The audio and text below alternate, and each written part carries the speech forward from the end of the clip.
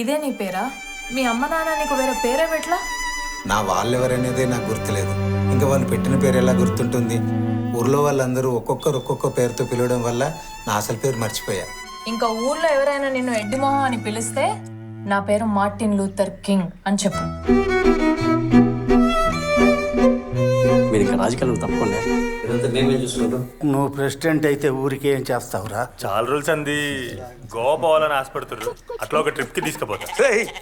అది రేపు బుద్ధి అయినా నన్ను కనుక ప్రెసిడెంట్ గా నిలబడితే ఊళ్ళో ప్రతి వాళ్ళ అకౌంట్ లో 15,000 రూపాయలు వేస్తా. బావా ఏనంత మాట చేసావా? అంతేరా, ఇప్పుడు చూస్తున్నాం కదా.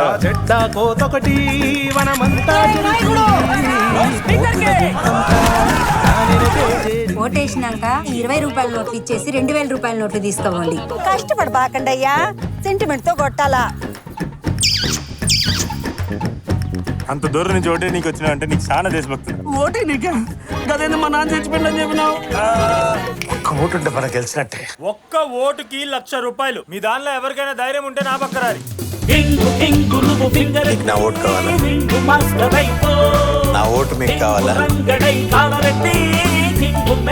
రెండు పక్కల నుంచి పుచ్చుకుంటున్నావు అంట కదా, ఎవరు కోట అయిపోతున్నావు ఏంటి? అవన్నీ ఇప్పుడు ఎందుకు? ఇచ్చిందంతా తీసేసుకొని ఎన్నికల రోజు కళ్ళు మూసుకొని ఓటేసేయడమే. మోసం చేశారా నా కొడుకులు?